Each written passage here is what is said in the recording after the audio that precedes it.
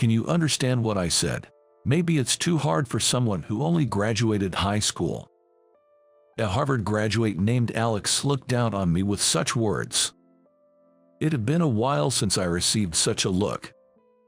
Never thought that at 47, I'd still face being looked down upon just because I'm a high school graduate. Are human beings still fundamentally the same? Despite being at a celebration, I felt gloomy. Too weary to retort, I almost drowned my sorrows in the wine I was holding. But then, someone who had been observing the situation turned pale and appeared. "Ah, Mr. Thompson."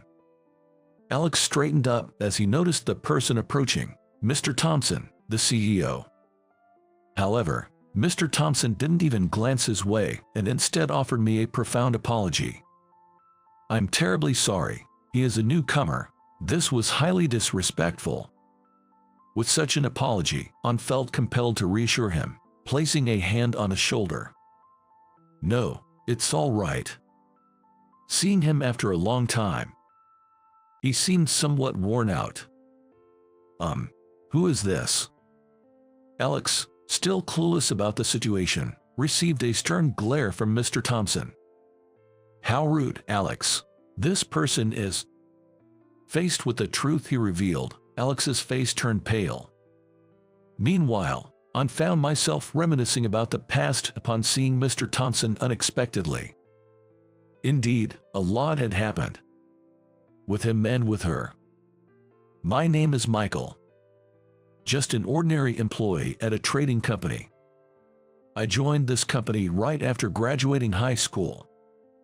Having been profoundly moved by the global world during an exchange program in high school, I was passionate about maintaining my French proficiency, which I had honed during my stay in France, by continuing to study on my own upon returning. The reason I was captivated by French was that it allowed me to express my genuine feelings directly. Somehow, in French, I could easily convey my emotions. Being naturally poor at communication, French might have been a good tool for me. I didn't make many close friends in middle or high school. Unable to speak my mind and seen as unsociable, I struggled to build deep friendships.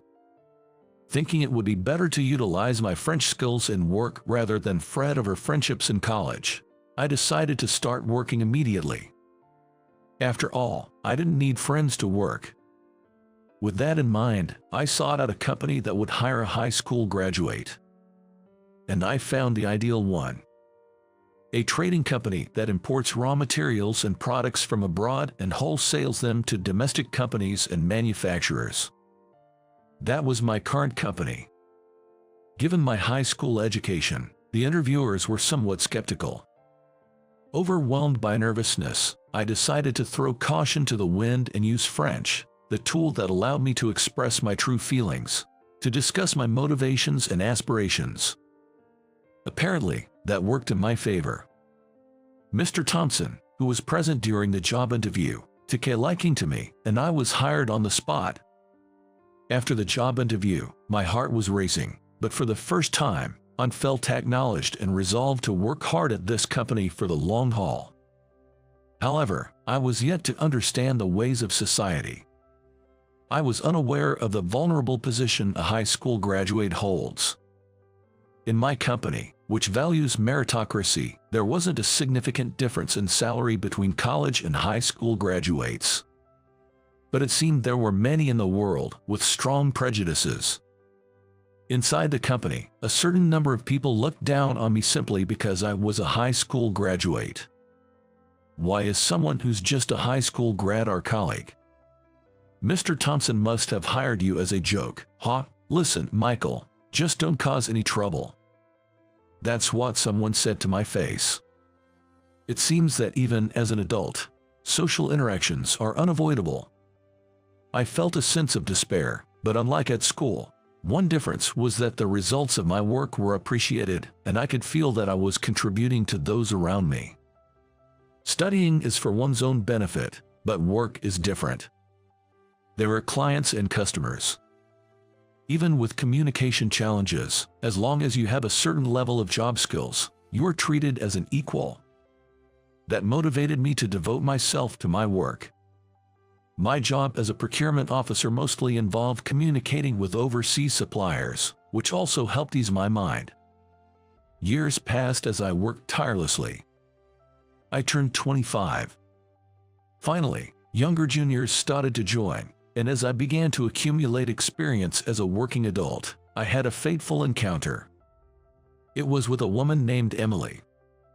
2 years my senior, she was Mr. Thompson's eldest daughter and had joined a company mid-career, rotating through various departments. During her rotation, she came to my procurement department. Emily had the dignified presence of a blooming flower, and even without the title of the president's daughter, she was stunning enough to captivate and draw the attention of those around her. Yet, her personality is brisk and vibrant.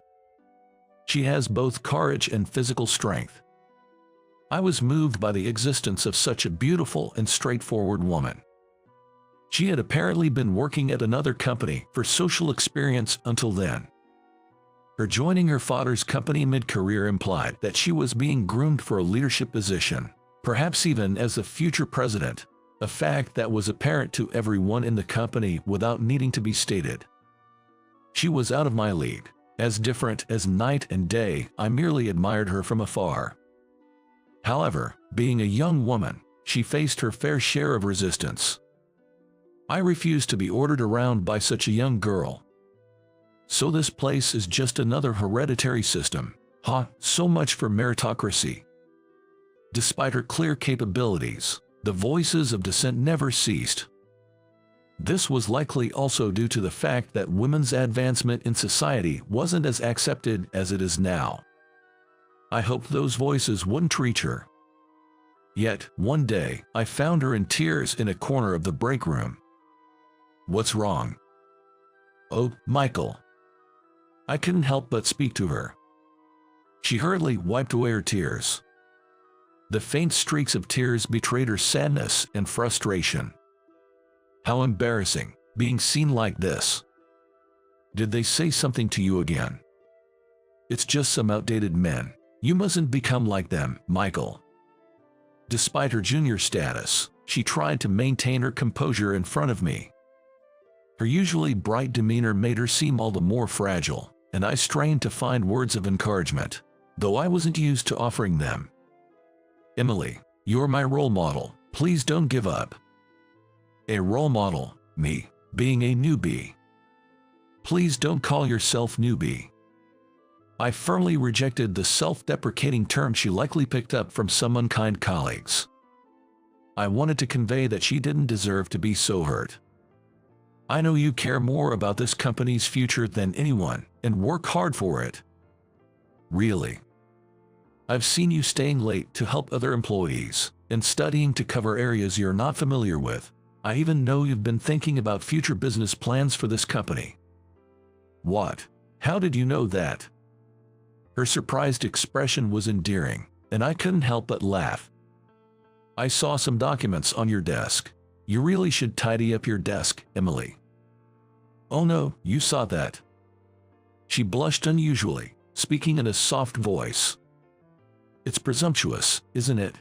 Just because I'm his daughter, I shouldn't be dreaming up business plans, but it's always been my dream to expand my father's company." Perhaps she appeared endearingly youthful because she spoke of her dreams like a young girl. Before I knew it, I found myself saying, "Me too. I feel the same way. I want to make this company better and bigger, the company that hired me even though I only graduated high school. I hope you can change the company culture that doesn't properly recognize the abilities of young women just because of their gender." Her eyes widened, and then she smiled softly. "Do you think it'll change? There are many stubborn people around." "It will change. Let's change it together. You can do it." I will never forget the day we shared our dreams. Because it was the day I fell in love with Emily, and we shared our dreams. It seems Emily felt the same, and we started dating not long after. Our relationship had to be discreet since she was the president's daughter, but it gently nurtured our love. Our relationship was going well, but then a turning point came. Her younger brother, Nathan, 3 years her junior, joined the company. Of course, he was also being groomed for a leadership position, possibly even as president. Emily laughed, saying she couldn't lose to her competitive younger brother. While her smile showed familial love, Nathan seemed different. He clearly harbored a competitive spirit towards Emily, acting as if he was the rightful next president. Before we knew it, the company was divided between those who supported Emily and those who saw Nathan as the next president. While Emily was somewhat perplexed by this division, Nathan seemed to be using it to his advantage, trying to elevate himself. He formed factions, attempting to isolate Emily's supporters from her. But Emily remained unbothered, focusing on her work at her own pace. 3 years later, she said to me, "Michael, I'm thinking of introducing you to my father." Suddenly, Emily said just that.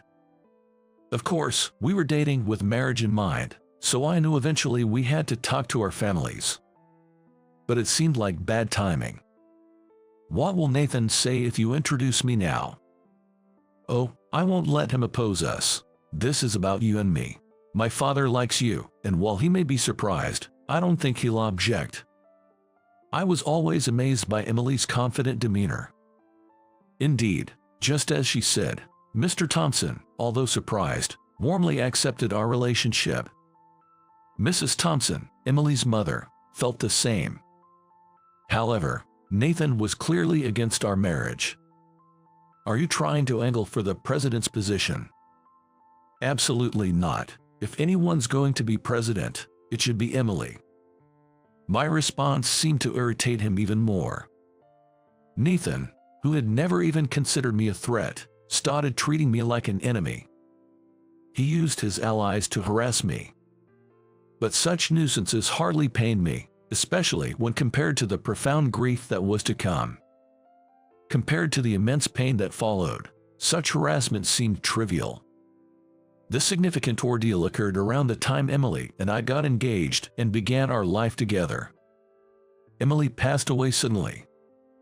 The cause was acute myocardial infarction. Even though the doctors explained that it could happen to young people, I couldn't understand why it happened to her. No, I didn't want to understand. Seeing her covered with a white cloth in the hospital bed felt utterly surreal. It had to be a lie. She was so lively just yesterday. We were talking about how we couldn't wait to get married. Emily's parents, sobbing uncontrollably, clung to their unmoving daughter, collapsed on their knees. I stood there dazed, unable to accept the reality of her absence. It was Nathan, standing behind his parents with eyes red from crying, who glared at me with fury. "You lived with her, didn't you? How could this happen?" That was exactly what I wanted to know the most. Nathan grabbed my shoulders, shaking me violently, unable to provide an answer. "You bringer of misfortune, bring my sister back, give her back." Even though we were on opposing sides at the company, the bond between siblings was evident. Nathan's face was twisted with grief and overflowing with sadness. I must have looked just as pitiful. Until Mr. Thompson intervened to stop Nathan, I had no choice but to endure and accept the barrage of insults. Even after Emily was gone, I stayed and continued working at the company. I believed that striving to enhance the company she was so passionate about was my purpose in life moving forward. No one at the company knew about our engagement. Emily, who had suggested surprising everyone, was no longer here. The pain was excruciating, as if my heart was being torn apart. But soon, I had no time to dwell on my sorrow. I was transferred to a rural branch office that was operating at a loss. Although I held the title of branch manager, it was clearly a demotion. Years passed, and before I knew it, nearly 2 decades had flown by. After various circumstances, I was able to return to the headquarters, and today I attended the appreciation party. The headquarters seemed more vibrant than before, with many young faces among the crowd. Standing in a corner of the party venue with a glass of wine, I felt like a stain on the wall. The number of employees had significantly increased. There seemed to be more smiles and mutual appreciation for each other's work than in the past. This must be the result of the current president's efforts, a testament to the desire to improve the company.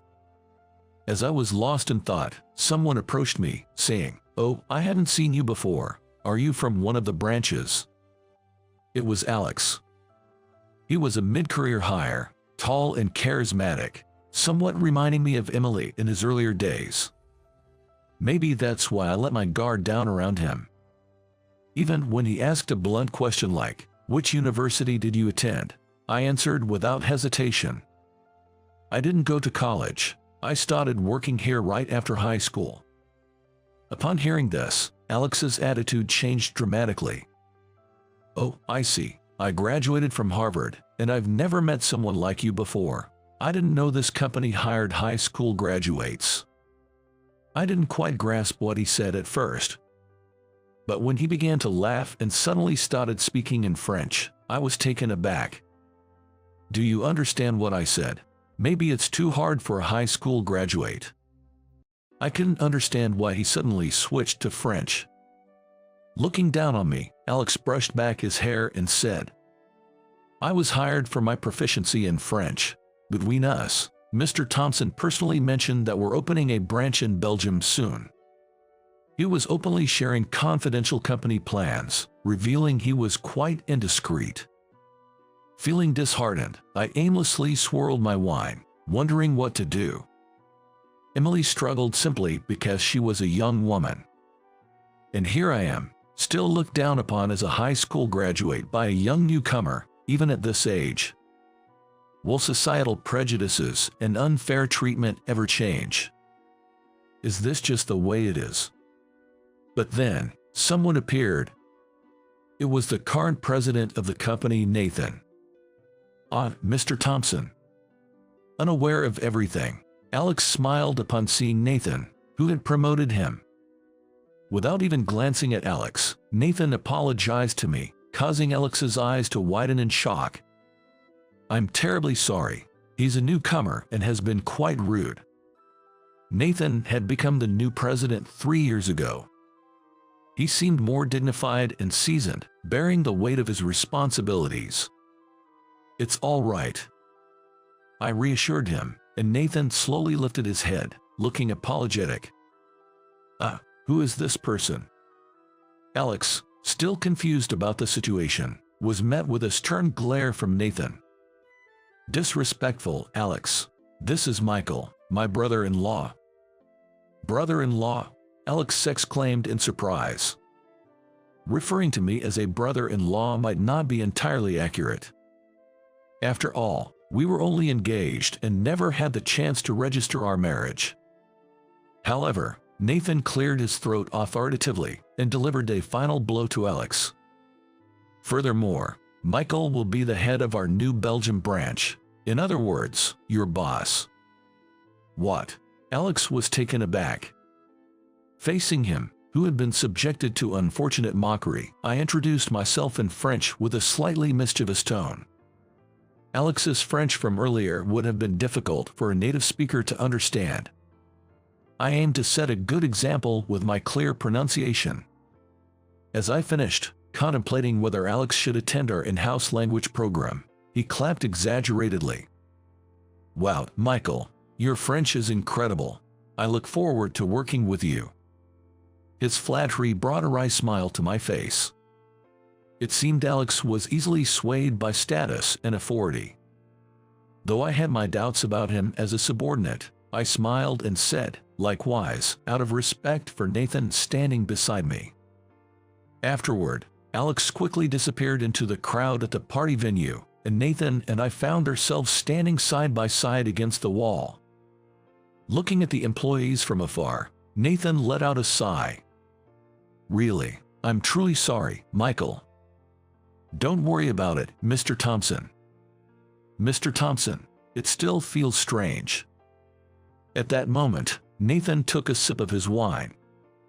Following his lead, I also took a sip of mine. It was odd. Here I was, once sidelined and demoted, standing beside him. I remembered about 20 years ago, when I was sent to a regional branch. Losing Emily and being demoted, I was shocked by the reality of the branch office I was sent to. The quality of the employees was poor, and the operations that should have been functioning at headquarters were failing here. The branch was dragging down the company with its poor sales, and although I had a bad feeling, I didn't expect it to be this bad. This wasn't the vision Emily had for the company. I made up my mind. I decided to stop running away from my difficulties with communication and social interactions. I was determined to transform this place into one that wouldn't embarrass Emily if she could see it. After all, I had said to her on the day we first shared our dreams, "We can change, let's change it, you have the power to do so." Now, I used those words to motivate myself. People can change. I can change. I can do this. So, I threw myself into my work, despite being unfamiliar with it, focusing on turning around the branch as its manager. These efforts helped me cope with the loss of Emily. It took nearly a decade to turn the so-called deficit-ridden branch into a profitable one. Yet, the void left by Emily's absence remained wide open. Without forming any romantic relationships or getting married, I remained single, simply becoming an ordinary middle-aged man. One unexpected day, I received a call from an unexpected person. It was Nathan. "I have something I need to discuss with you," he said in a calm voice. Since Emily's funeral, Nathan and I hadn't really spoken properly, even within the company. Likely, it was Nathan who had orchestrated my demotion, and I assumed he still harbored hostility towards me. Yet, something about his solemn tone urged me to meet with him. At the hotel lounge where we agreed to meet, Nathan presented me with a document that felt all too familiar.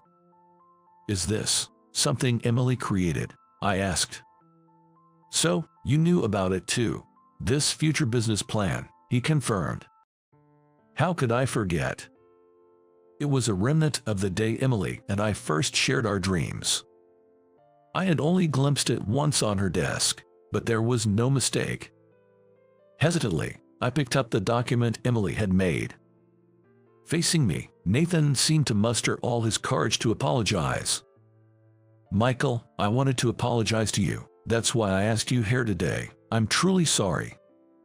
"Nathan, to be honest, I was jealous of you. Jealous of the partner my sister had in her work." With a look of remorse unlike any I had seen before, Nathan spoke like a younger brother confessing his feelings. He mentioned how Emily had always been the capable elder sister who seemed to excel at everything. In contrast, Nathan, despite being fairly competent, felt awkward and inferior to Emily, who possessed greater abilities, and this had always been a complex for him. He believed that Emily was the rightful successor to the presidency. However, driven by a desire to outdo his sister, Nathan had formed factions and positioned himself in opposition. I honestly thought I could win because women have a weaker position in the company, but after my sister passed away, I realized I didn't want to win against her, I just wanted to be her equal. It was then that Nathan showed me tears for the first time. Even when Emily passed away, even during her funeral, he hadn't cried. Seeing him cry so openly, I understood. Nathan was incredibly awkward in expressing his feelings. Wiping away his tears, he touched the future business plan document Emily had made. I found this document a year after my sister passed away, on her computer. It was full of idealistic plans, childish thoughts packed with dreams. But Nathan smiled faintly. I hadn't envisioned any future for the company. No, any future at all. "Nathan, it's pathetic, isn't it? Even though I wanted to become the president by undermining my own sister, I had no vision for the company's future. I was utterly disgusted with myself," he said with a shrug, straightening up. Looking me straight in the eye, Nathan made a decisive statement. Michael, I was the one who orchestrated your demotion. I know, I responded. You knew, didn't you? Nathan seemed resigned to this acknowledgement. But why bring up the truth now, after all this time? When I asked, Nathan explained. Even in the branch office where I sent you as a form of harassment, you held on. I thought you might leave the company since my sister was no longer here, but you stayed and turned the branch around. Then Nathan took an unexpected step. I had no choice but to acknowledge you, someone my sister had approved of. It's taken 10 years, and it's long overdue, but I'm truly sorry. Nathan apologized deeply, profoundly. His call today was to reveal the truth about my demotion and to offer his apologies. I hadn't expected Nathan to apologize in such a manner, and I was both flustered and deeply moved. People can change. Yes, people can change after all. In fact, the emotions he initially had were simply distorted by his environment and surroundings. Just as his admiration for his sister turned into jealousy.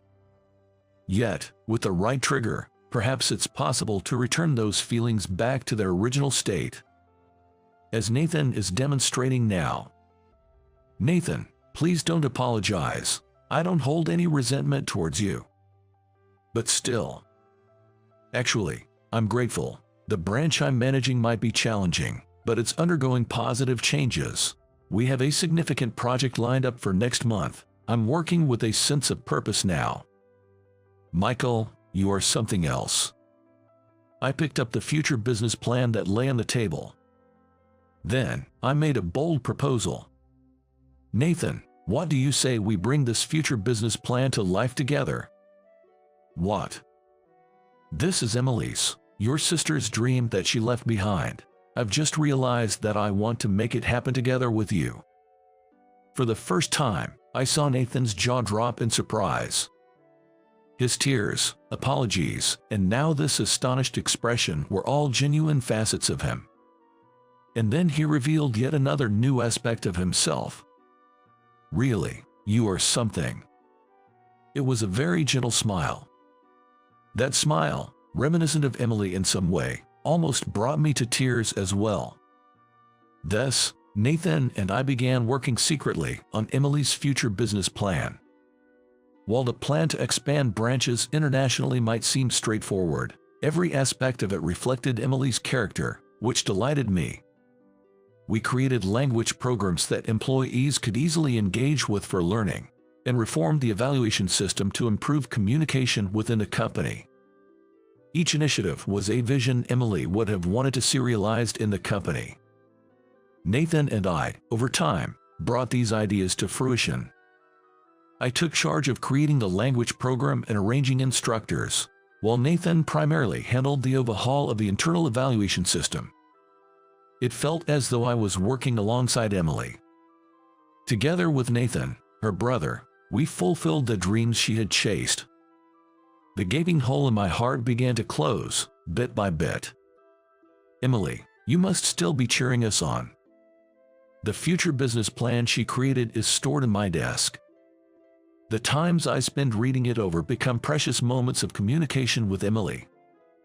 Now, called back to the headquarters, I stood on the stage as the newly appointed head of our first overseas branch in Belgium. All 500 employees. It's remarkable to think that when I joined, the company had not even 100 employees, and now it had grown so much. Emily's father, the former president, retired a few years ago to focus on treatment due to the progression of his illness. Now, he serves as the chairman, supporting the still young current president, Nathan. Today, he watched me with a dignified gaze, leaning on his wife's shoulder. Unable to call him father-in-law anymore, I greeted him before facing all the employees. I have been appointed as the head of the Belgium branch and have joined the headquarters. My name is Michael. Speaking in front of a large crowd still made me nervous, even at this age. I'm reminded of the interview when I joined the company straight out of high school. Back then, I resorted to speaking French as an escape. But now, I no longer run away. The nearly 20 years spent in the deficit-ridden branch had honed my judgment and courage. I believe I managed to deliver a solid speech in French at my own pace. Yes, people can change. And somehow, without realizing it, I had changed too. As I stepped down from the stage, I caught the eye of the former president. His expression was more serene than before the speech, which gave me a sense of relief. Down below, Alex was giving an exceptionally loud round of applause, and I couldn't help but smile a little at his gesture. As the appreciation party came to a close, I was called aside by Nathan. We found ourselves standing shoulder to shoulder in a corner of the party venue once again. "Michael, thank you for today." "Thank you as well, Mr. Thompson." "The party's over now, please, no more formalities." "All right, Nathan, thank you." Pleased with my response, Nathan smiled. Then, quite unexpectedly, he handed me a large envelope. I instinctively accepted the brown envelope from him. "What's this?" "Just take a look." Nathan, reverting to his more casual demeanor, seemed to have dropped his presidential facade. Curious, I pulled out the contents of the envelope and was surprised. Inside was an unexpectedly charming marriage certificate. Moreover, it was already filled out, with only the section for the groom's information left blank. Bride was written as Emily. I was at a loss for words. It was unmistakably Emily's handwriting. I found it in my sister's room along with the future business plan. It seems to have been an insert from a bridal magazine. She must have filled it out secretly, looking forward to marrying you. I fully unfolded the document from the envelope. Adorned with characters due to being a magazine insert, it appeared quite charming and slightly different from Emily's usual image. Thinking about how Emily, always so diligent and strong at work, must have looked while filling this out made it all the more dear to me, and incredibly poignant. My vision blurred with tears. "I didn't intend to give this to you. You have a future ahead, and you might marry someday, but considering your age, I thought you might remain single." With a hint of his old self, Nathan said he'd do it. To my surprise, the marriage certificate section for witnesses was filled out with Nathan and the former Mr. Thompson's names. Had he acknowledged me? As a brother-in-law, as a son-in-law, as Emily's husband? Thank you so much. I couldn't hold back any longer. In front of Nathan, I expressed my gratitude repeatedly as large tears continued to fall to the ground. The vast emptiness that had lingered since losing Emily. The unbearable void of the past 20 years. It was finally filled by none other than the most cherished person to me. It was Emily. Thus, the marriage certificate that could never be officially submitted, along with Emily's future business plan, was carefully stored in my desk. That desk now resides across the sea in Belgium. "Michael, I've finally secured an appointment. Off to the presentation now." "Well done, Alex. Impressive." "Yes."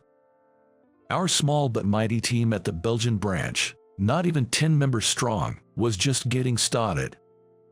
Alex, who once bragged about his Harvard degree and seemed unbearable, seems to have realized overseas that his educational background doesn't hold the same weight, and now he no longer flaunts his credentials, instead putting in diligent effort every day. After all, he was a talent initially selected by Nathan. If he could let go of his odd pride and prejudices, he should become an immediate asset to the team. "Michael, don't let Alex get too cocky." Other employees would caution, indicating he hadn't changed entirely. Ha understood. Our journey at the branch was just beginning. There would be many challenges ahead. But I knew one thing for certain. People can change. Growth is possible at any age if one is willing. Right, Emily? The blue sky visible from the small office window stretches all the way to the States. And perhaps it even reaches heaven. Emily might still be watching over us from there, perhaps with a hint of concern. So that when the day comes for me to join her, I won't feel ashamed. I live each day with pride, and I will continue to change and grow. At a bank counter. The teller turned out to be a former classmate, a woman from a wealthy family. Wow, you two got married. Well, you did look good together back in high school. Congratulations. Thank you. My girlfriend's response was brief. You were the one who said you weren't going to college, right? Oh, that's right. You two are the high school graduate sweetheart couple, the former classmate said mockingly. My husband, on the other hand, graduated top of his class from Harvard and is now a successful government official, handsome and wealthy. Oh dear, I'm sorry for talking about things that are out of your league. Even as an adult, this former classmate continued to mock us, just like in high school. I was at a loss for words, dumbfounded. That's when. Nobody move, get down on the ground and put your hands up. You there, you filled a bag with money. All right, yes. The former classmate, now trembling, stood up and began stuffing money into a bag with tearful eyes. Her once arrogant demeanor now seemed weak and fragile. Threatened by the robber, my girlfriend must have been scared, but she looked at me and nodded with a smile. I thought to myself, this is it, took a deep breath, and calmly waited for the right moment. My name is Michael. I'm a 33-year-old police officer, soon to be married. Shortly after starting this job, I returned to my hometown when I was given a longer vacation, because it was only my first year and I should take a break while I could. And at that time I started dating my childhood friend, Emily, who is the same age as me. I recently proposed to Emily, and we decided to get married. Thinking about our bright future together, I found myself reminiscing about the past. Emily and I have been close since I can remember. We were always together in preschool. We went to and from elementary school together, and we hung out a lot during middle school. It wasn't until the end of my senior year of high school that I realized my feelings for her went beyond friendship. However, by that time, I had already decided to move to New York to pursue my dreams, which meant starting a long-distance relationship. Thinking it would be too hard for both of us, I decided not to confess my feelings and left my hometown. I have no regrets for Emily, who stays in her hometown, as long as she finds a partner there and lives a happy life. That's what I told myself. But Emily, who had feelings for me, waited patiently and started dating me when I came back, saying, I've always loved you, even from afar. After several years, this led to our engagement. As I drove with Emily beside me, I remembered our past together. I'm sorry for taking up your holiday. Not at all, I'm actually thankful you came all this way. Today, Emily had come to me for our wedding preparations. I couldn't go back to my hometown easily because of my job, so buying a car would be a waste of money, and since I live in New York, the maintenance cost of the car alone is ridiculous. With that in mind, I had given up on buying a car, but I took the plunge and bought one, thinking that I would need it in the future when I decided to propose to Emily. Looking back, I feel a bit embarrassed that I acted assuming the proposal would be successful. Emily, sitting in the passenger seat, looked lovely as ever today. She seemed to be enjoying her favorite radio show, with upbeat music playing in the background. The lively tunes seemed to reflect the excitement we both felt about our upcoming wedding. Perhaps because I was staring at Emily, she noticed my gaze and said with a shy smile, "Sorry, I'll turn the volume down a bit," as she adjusted the knob. Glancing at the car's controls, I thought about how much simpler they were compared to what I use at work. Our drive ended, and we arrived at our destination. It was a somewhat large bank. After discussing it, Emily and I decided to open a joint account in addition to our individual ones. Today, we were here to set up that account. Glancing at my watch, I noticed it was just before noon. After we finish up here, let's grab something to eat. What sounds good? I'd love to try one of your favorite places, Michael, since we're here. We chatted about this as we entered the bank.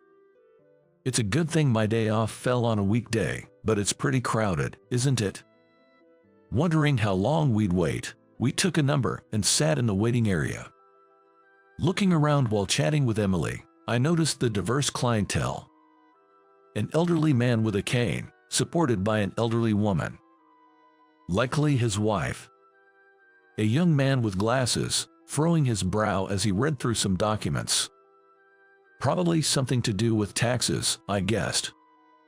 There was also a young woman with a baby, who was crying loudly as she tried desperately to comfort him.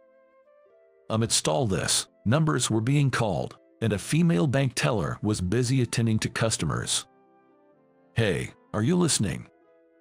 Suddenly, a loud shout caught my attention. An angry old man, apparently dissatisfied with something, was berating a teller, who looked intimidated and close to tears. I pitied the female banker, knowing that the man would yell at her, "I need to talk to your manager. Customer number 78, please come to window number 2. Finally, it was our turn. We headed straight to window 2 and stated, "We'd like to open an account." The teller gave us a long look and then, with wide eyes, said, "Wait, are you?" Emily and I exchanged glances before looking back at the teller, who wore a name tag reading Hamilton. Seeing her name tag, we understood why she seemed so surprised. "Maybe you're Jessica?" Emily asked cautiously. "Oh, I knew it was Emily and Michael. I thought you looked kind of familiar." Her name was Jessica Hamilton, a classmate from our high school. We were surprised to find her working at a bank in New York, far from our hometown. Reunited after so long, we were ready to celebrate our encounter. However, Jessica greeted us with a slightly unpleasant smile, saying, "Wow, you two got married. You were a good match even in high school. Congratulations." Emily expressed her gratitude for the congratulations with a thank you, but Jessica, ignoring her thanks, turned back to me and started making snide remarks. "Michael, you didn't go to college, chasing some dream or whatever, right? And Emily, you're a high school graduate, too," she said mockingly. Hearing this, I remembered that Jessica was this kind of person, recalling the unpleasant aspects of our past with her. Emily and I went to a local high school like many from our hometown.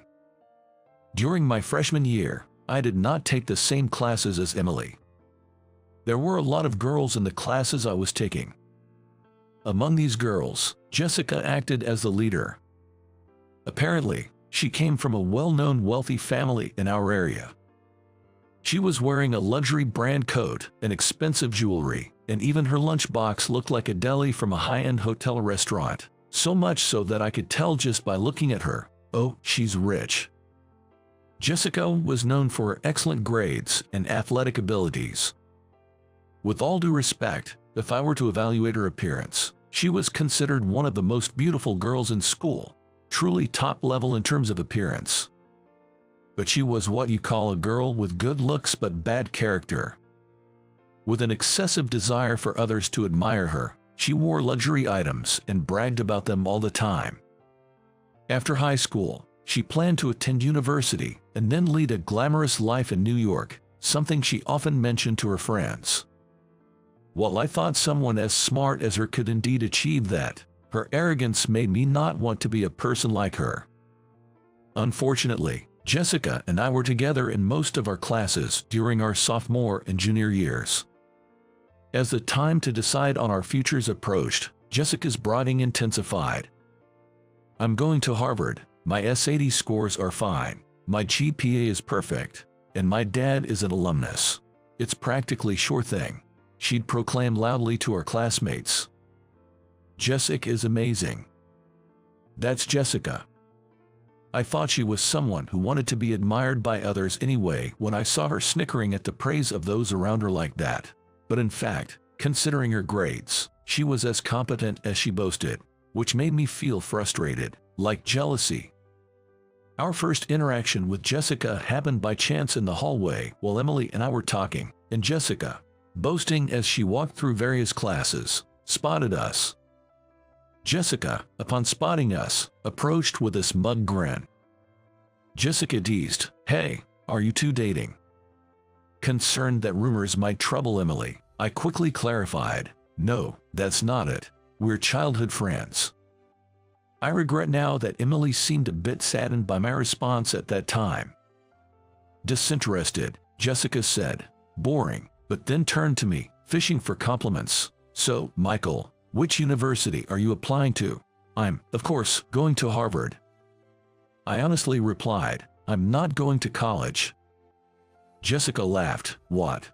So you are going straight to work after high school? That's hilarious." Annoyed but trying to stay calm, I explained, "I have a dream. After high school, I'm planning to move to New York to pursue it." Yet, Jessica continued to laugh disinterestedly at my words, saying, "Not going to college, huh?" Then, turning to Emily with a laugh, she asked, "And you, Emily, what are your plans after graduation?" Emily, a bit puzzled, responded, "I'm thinking of working where I currently part-time." Jessica burst into laughter. "You two, a high school graduate. So, a high school graduate couple. How perfect. You two are a great match." Though Emily didn't say anything, it was clear she was annoyed. I was furious too, but decided it was a waste of energy to engage with someone like her, so I tried to distance myself from Jessica. In the end, Jessica continued her boasting until graduation. And now, Jessica, a Harvard graduate, works here at this bank. By the way, I got married a few years ago. Sorry I couldn't invite you to the wedding. I intended to cut ties with high school graduates. My husband also graduated from Harvard, at the top of his class, and now he's an elite government official, handsome and wealthy. I'm sorry for talking about things that are out of your league," she said, starting to boast again.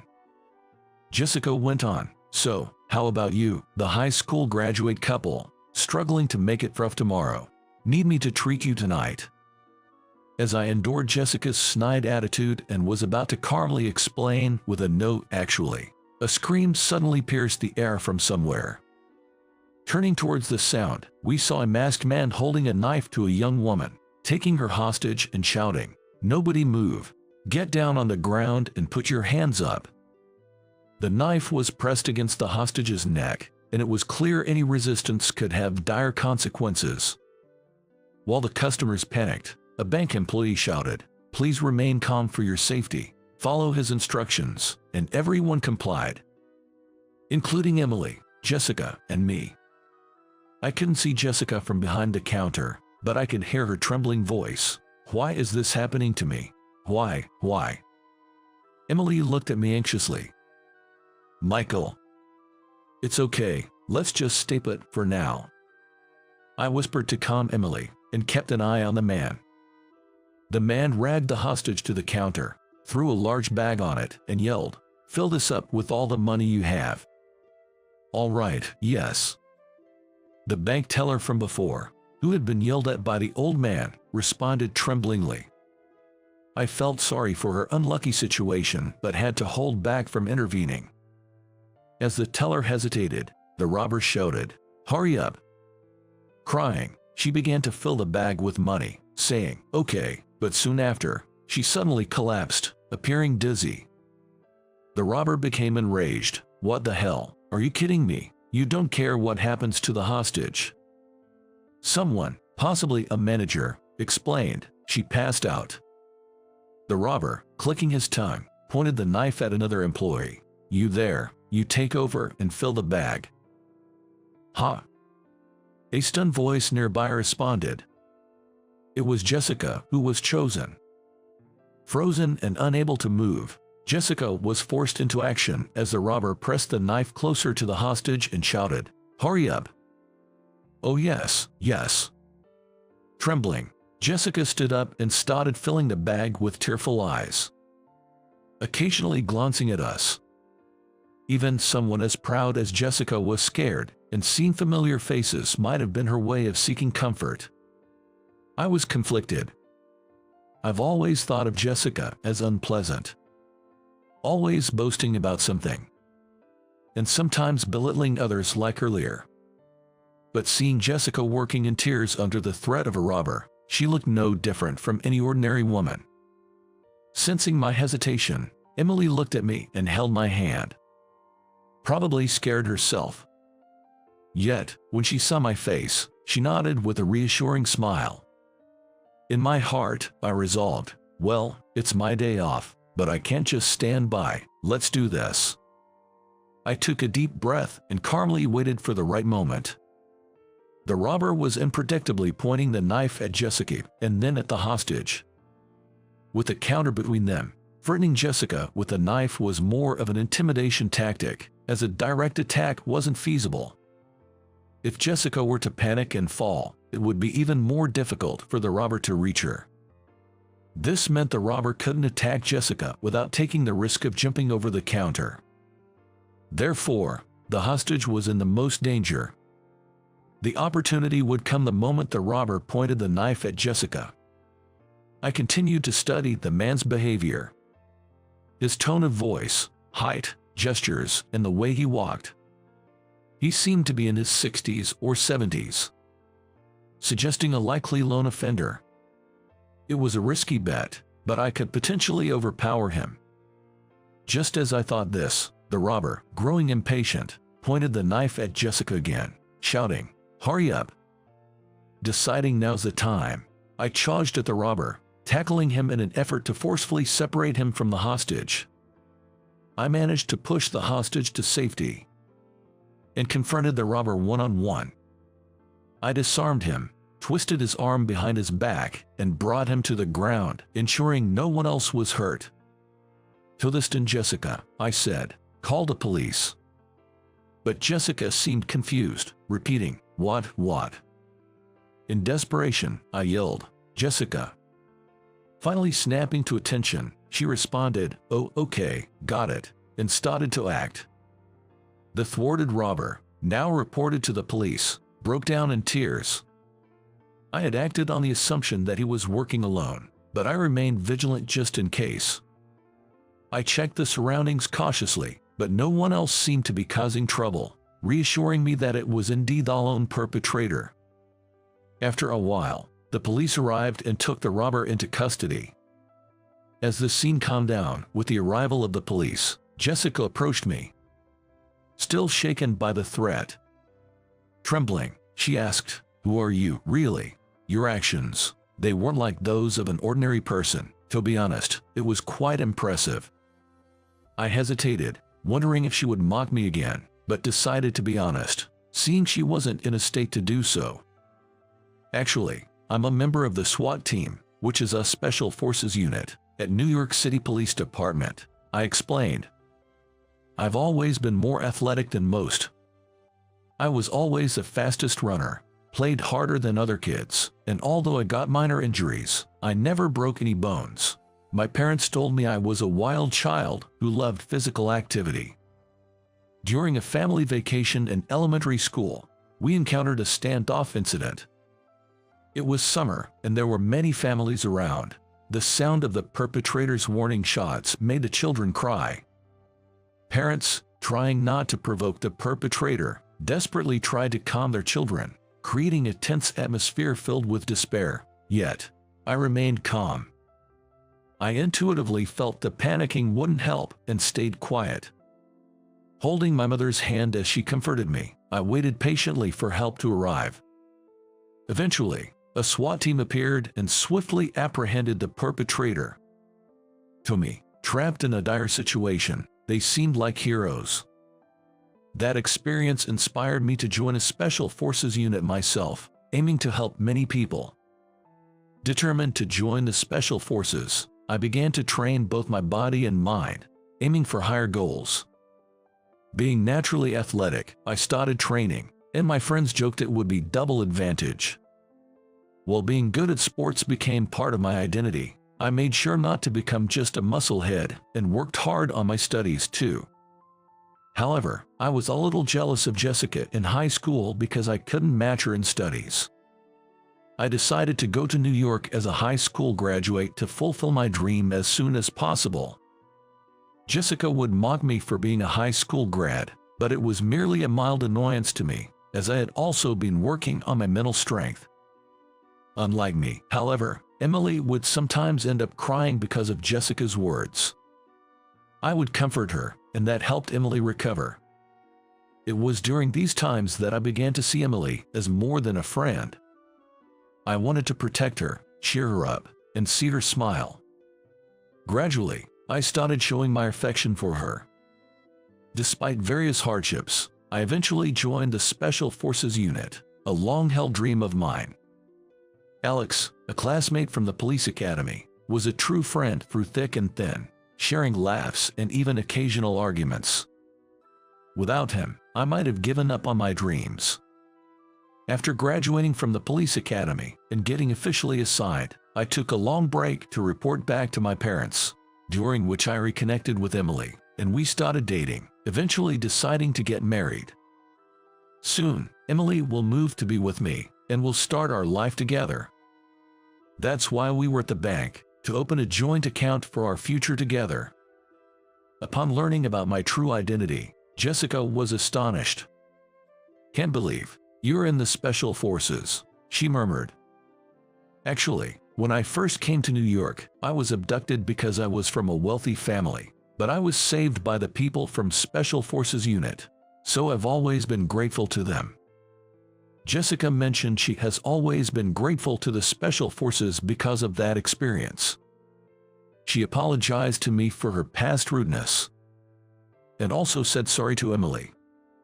She even expressed her thanks for our help. Despite some hesitation, Emily and I decided to forgive Jessica. She hasn't done anything to do any real harm to us, and I realized that the feelings I had for Emily were affection, not friendship, because there were times when I consoled her when she was depressed. I don't want to admit it, but maybe Jessica played a role in our current happiness. With our forgiveness, Jessica's demeanor brightened as she began to chat more freely.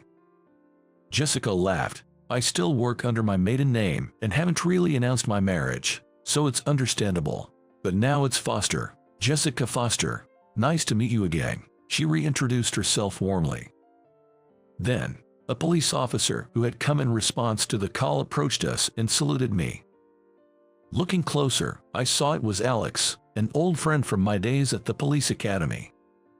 "Hey Alex, long time no see." I greeted him eagerly. Alex, laughing, said, "Long time indeed. I heard that you were the one who conquered the robber." The robber probably never imagined the SWAT team member would be at the scene. Anyway, good job. No one was hurt, and it all ended well. After exchanging a few words, Alex was called away by his superior. Though there was much to catch up on, it couldn't be helped. Our duties in the Special Forces kept us busy. The three of us enjoyed a momentary sense of liberation, but the thought that we might be questioned by the police later in the day quickly became depressing again. We shared a laugh over our shared depression. Later, Alex invited me for a drink. "Let's catch up properly. It's been a while," he suggested, and we shared stories of our hardships during and after the police academy. By the way, I found out quite a bit about that previous robbery incident. Alex then brought up some new information about the recent robbery. The robber was a 68-year-old man who had retired at 65, with little savings due to supporting his children and an inadequate pension. He was struggling. His wife's illness required expensive treatment, and with no support from his estranged sons. Unable to find work, he felt hopeless. He became desperate not to lose his wife and resorted to robbing the bank. It's a sad sign of the times. I can fully blame him, considering his circumstances, I reflected. Thanks to you, there was no harm done. It's a chance for him to atone. Plus, it turns out his wife's treatment is covered by insurance. And we even arrested a quack doctor who was overcharging them, Alex shared. In a way, the root cause of this incident was that quack doctor, But of course, the old man who actually committed the robbery can't be excused either. I really hope he reflects on his actions. With that sentiment, we spent the night catching up over drinks. A few days later, we received a thank you note from Jessica at our home, along with a letter expressing her gratitude for our help and a box of sweets. Seeing the elegantly wrapped confectionery, we couldn't help but admire. For all her faults, Jessica does have the grace of a lady, well-bred and proper. I remembered how she had sincerely apologized and expressed her thanks that time. After discussing it with Emily, we decided to write a response to Jessica, including a special postcard. Will you love and cherish each other in health and in sickness, in joy and in sorrow, in wealth and in poverty, and to comfort and support each other as long as you both shall live. I looked at Emily, and she looked back at me. We nodded at each other and said, yes, we promise. On a day when it was bright with no clouds, our wedding ceremony was held. Our parents, colleagues, friends, and relatives gathered in large numbers. Jessica was among them. We expected her to wear something overly flamboyant, but we were surprised to see her in modest attire, behaving demurely. I realized once again, Jessica really is a lady through and through. The ceremony and reception went smoothly. And then, Friends representative speech by Jessica, please. The MC announced. We weren't particularly close to Jessica. In fact, we had felt a bit standoffish towards her. But after the recent incident, we thought it would be nice to invite her to the wedding, so we sent her an invitation along with our thank you note. She responded quickly, expressing her wish to give a speech as the Friends representative. We were hesitant, but Emily said, I've been bullied a lot by Jessica in the past, but I've always admired her. I can't really hate her. If Michael is okay with it, I'd like to give Jessica a chance. So, we agreed. Now, Jessica began her speech. Honestly, we had no idea what she would say. I was a bit nervous. And noticing this, Emily gently held my hand. We both looked towards Jessica. As she started to speak slowly, I have something I need to apologize to both of you for. The room stirred slightly. Jessica took a breath. I've always had a strong need for approval, bragging about myself and belittling others. It was my husband who got mad at me and corrected me, which allowed me to work earnestly. Yet, when I reunited with you two, I knew I had to apologize for the past. But I made another mistake. I belittled both of you. Her voice trembled. The man sitting next to her, presumably her husband, was patting her back, encouraging her. We braced ourselves for the continuation, emotionally restraining ourselves. I was envious. Even though I lived a life of privilege, I was tied down to my hometown, to my family home, unable to experience free love. My academic path wasn't even my choice. I was just continually told to follow the path to elitism. Amidst all that, seeing childhood friends who trusted each other, who pursued their dreams and continued doing what they loved, carving out their own path, it made me feel so jealous, so unfair, and I hated it. So that was it. That's how it was. I wondered why she kept bothering us. It wasn't that she wanted our praise.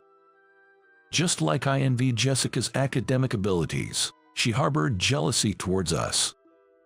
Maybe our indifference caused the misunderstanding.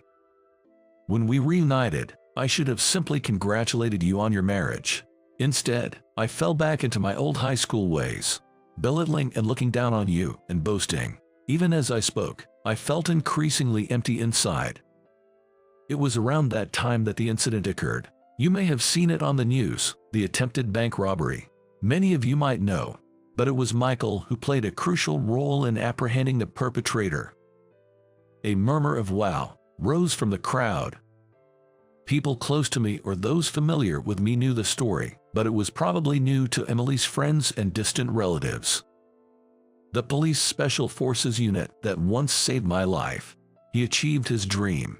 It was truly admirable, and Emily, who supports him, not only felt kind but also incredibly strong.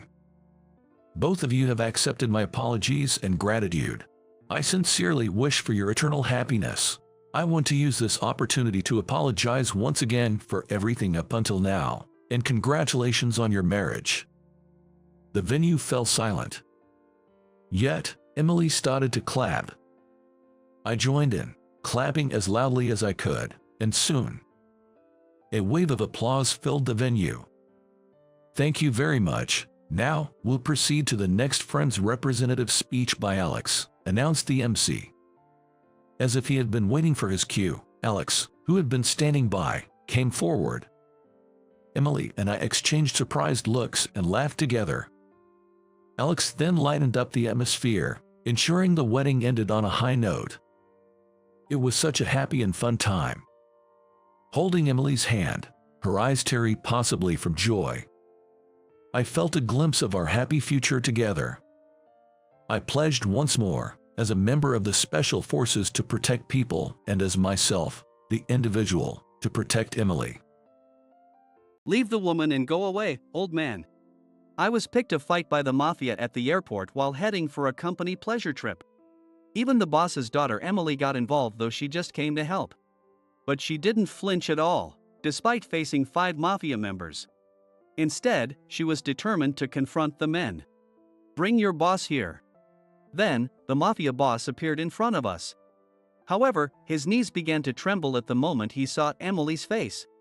"My name is Jack, 32 years old. I work for a construction company called Taylor & Company. I started working for this company 3 years ago. After I left my previous job with nowhere to go, my former mentor Kevin introduced this job to me. According to him, the company's employees were mostly former mafia members and delinquents, and the person in charge was also a former mafia member. When I heard this, I worried about whether I could fit in such a place, because my background was as unique as the mafia's. In fact, I was a member of special unit in public security. It was hard to believe someone like me could get along with people who were once my exact opposites.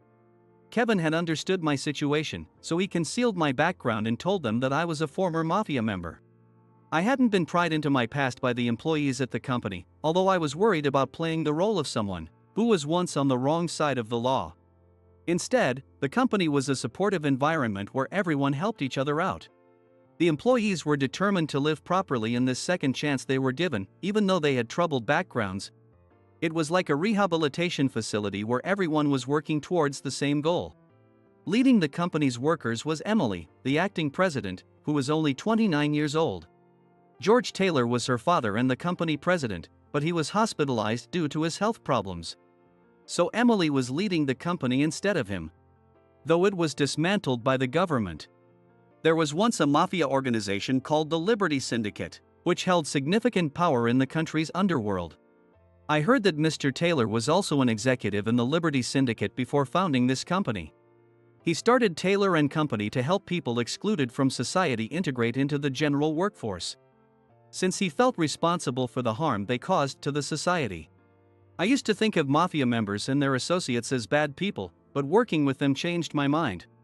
Emily and Taylor treated everyone with sincerity, and they had more responsibility than I did. I found them more trustworthy since I had seen the corruption within the police organization. Although the company consisted of people who wouldn't be accepted in normal society, it was a much better work environment than some of those degraded companies. Today, they even took all employees on a pleasure trip to Hawaii. These breaks and events boosted motivation for work. I handled all the travel arrangements for this trip, so that I could help Emily to manage the president's duties.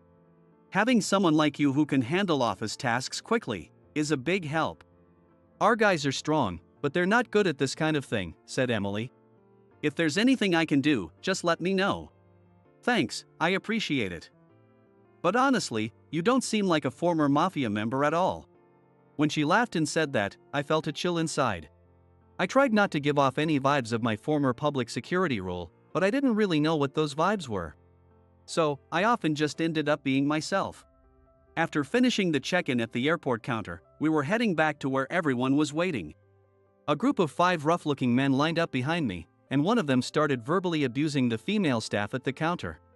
I am telling you, I need to get on today's flight to Hawaii. Don't make me say it again. The skinny, youngest-looking guy among them shouted irritably. The female staff, though brave, told them the flight was fully booked and suggested booking for another day, but the guy wouldn't listen. While a few people in line looked anxious, the men acted as if what they were saying was right. I didn't want to cause trouble, but I couldn't ignore this pointless conversation and reluctantly spoke up. She is saying today's flight is full. Why don't you come back after making new plans since there are people waiting in line? The youngest guy then snapped at me. No, all 5 men seemed to be around the same age upon closer inspection. They all looked to be in their early 20s, with the skinny guy who's been shouting the most appearing to be the leader. What do you want? Mind your own business and go away. The guy was like an uncontrollable dog, ready to lash out at anyone. But since I had already intervened, I had no choice but to go on. At first, I needed to draw the 5 men away from the counter. Our company is going on a pleasure trip to Hawaii.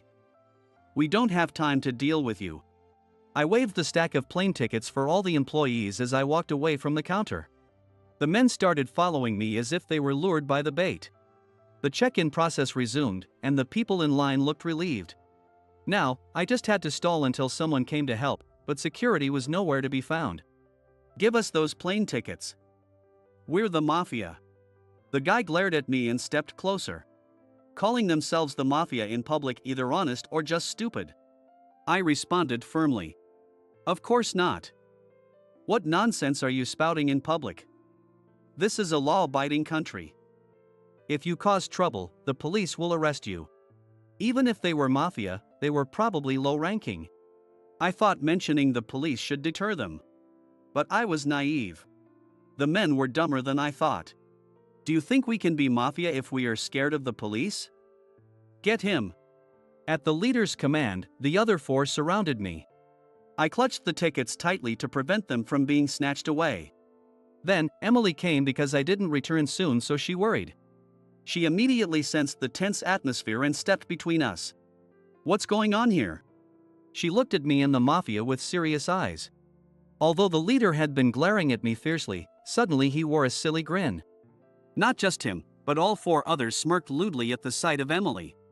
Indeed, Emily was beautiful, and she was wearing a revealing dress for the Hawaii trip.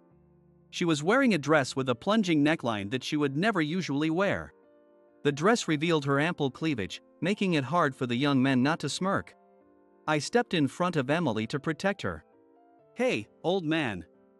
You've got a hot girl with you. The men suddenly got hyper, and Emily glared at them, but it only encouraged them. I like your glare. Leave that old man and come with us. One of the men reached out to touch Emily's shoulder. Stop it. Don't touch her. I grabbed his arm instinctively. He bared his teeth and threatened me. Leave the woman and go away, old man.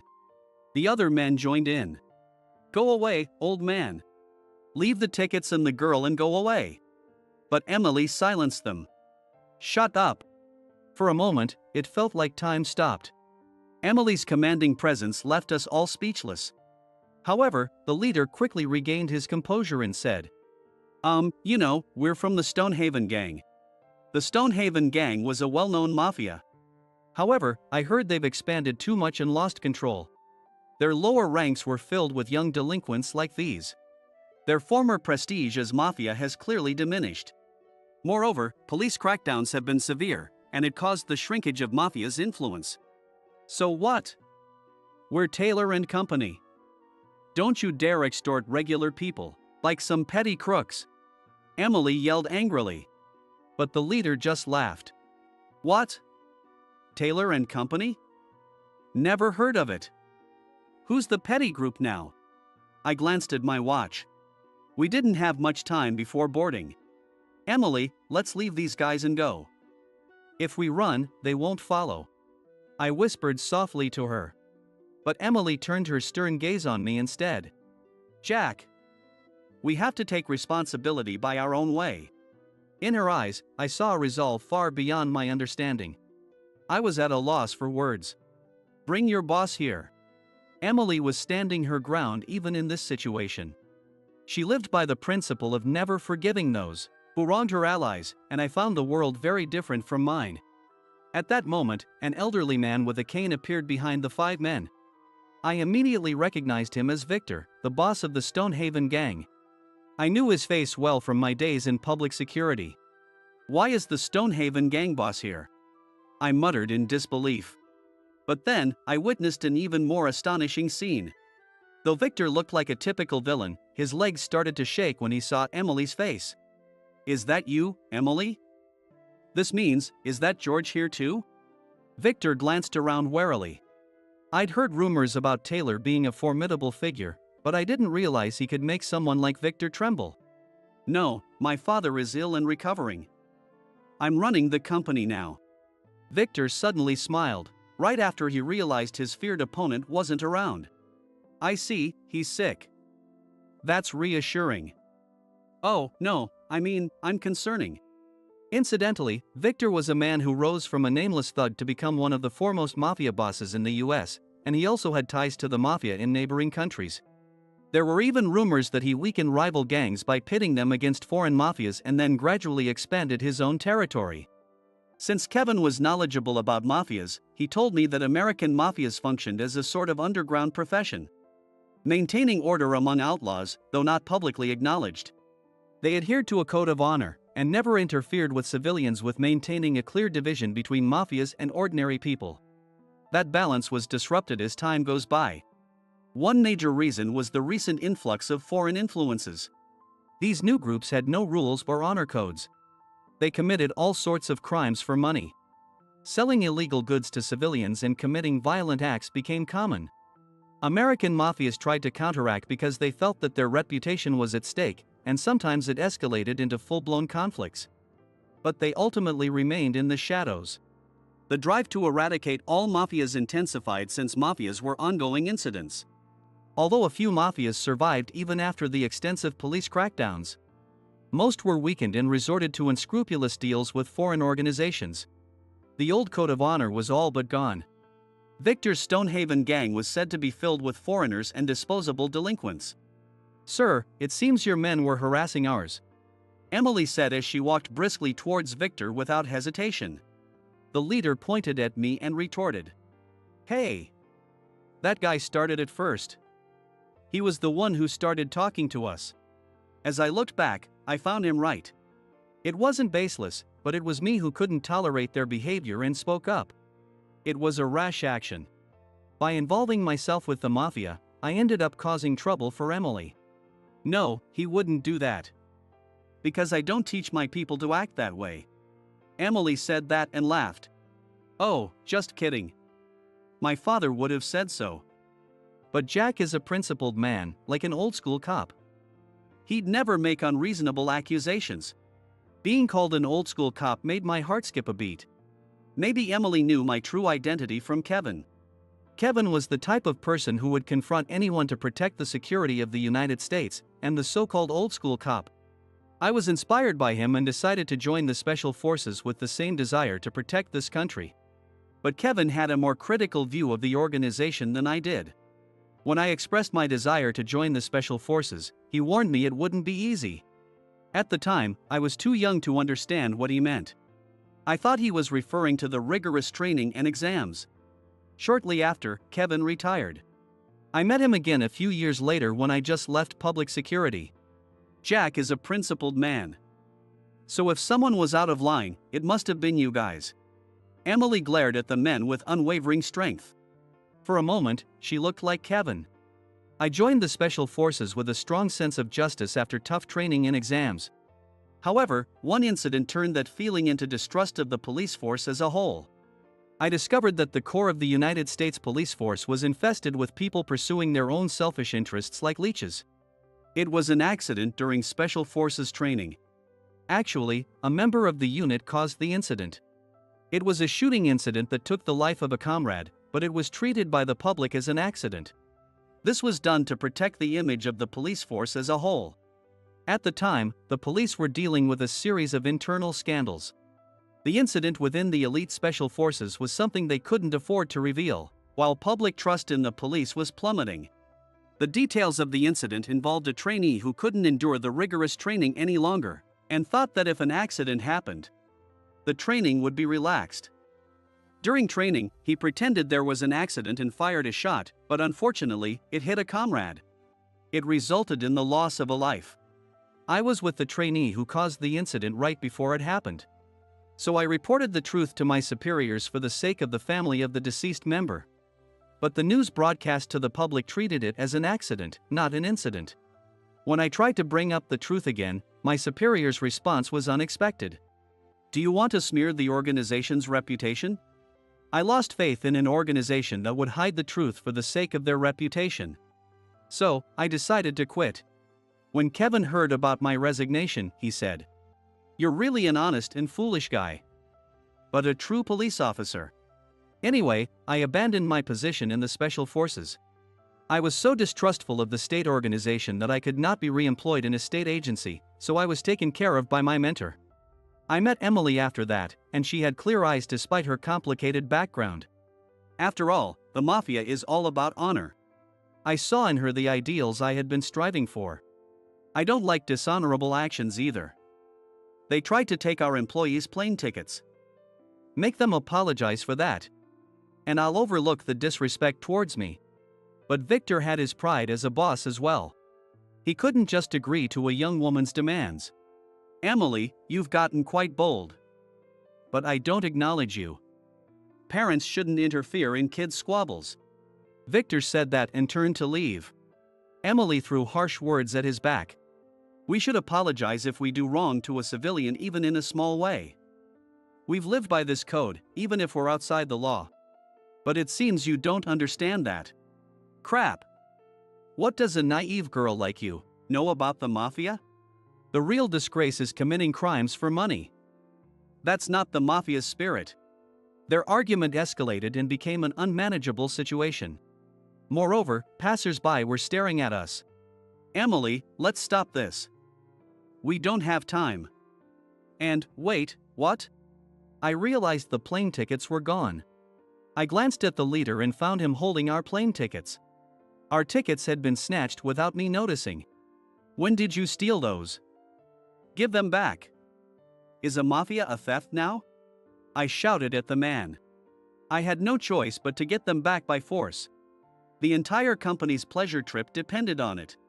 It was my responsibility. I lunged at the man holding the tickets, but Emily stopped me. Stop it. It looks like security has noticed us. Just wait. I saw a few security guards approaching. It's too late. We might miss our flight. I was frustrated and shouted. Emily looked apologetic. Sorry, Jack.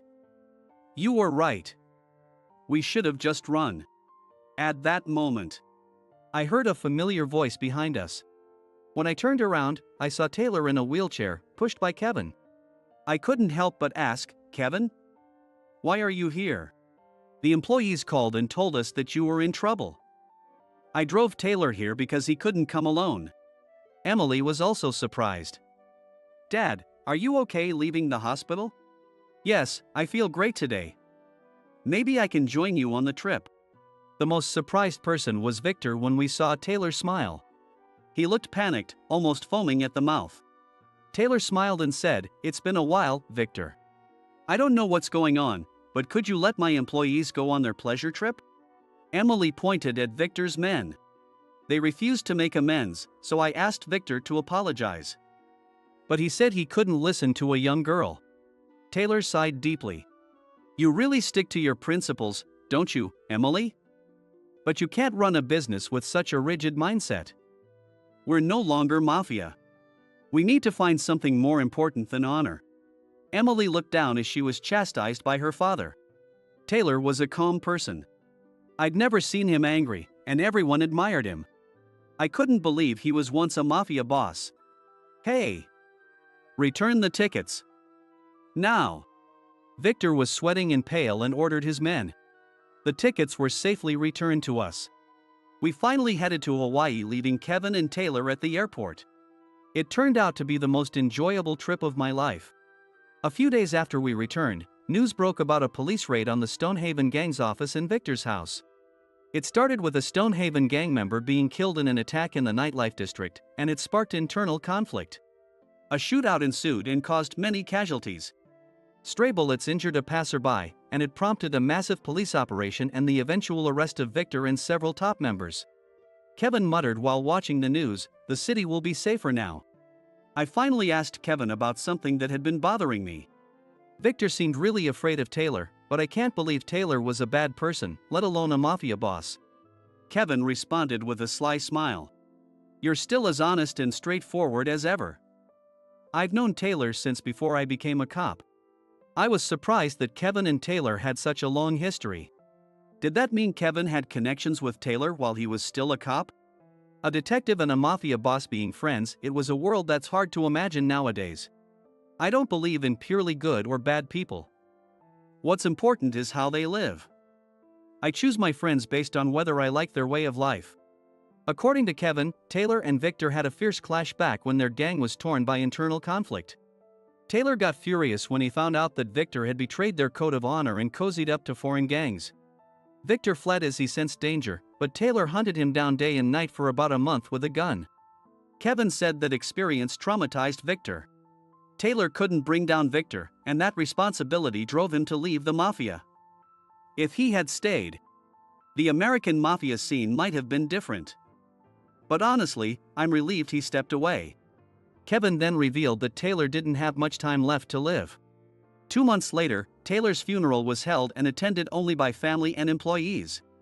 Emily didn't shed a tear when she heard the news or during the funeral, but as she watched the smoke rise from the crematorium chimney, she whispered a lonely goodbye. I had told Emily about my past in public security, but she already knew that. Everyone had figured it out, she said, and made me feel silly for worrying about it. From now on, I want to live as Emily's right-hand man, supporting each other along with everyone at the company. That Taylor left behind infused with his spirit.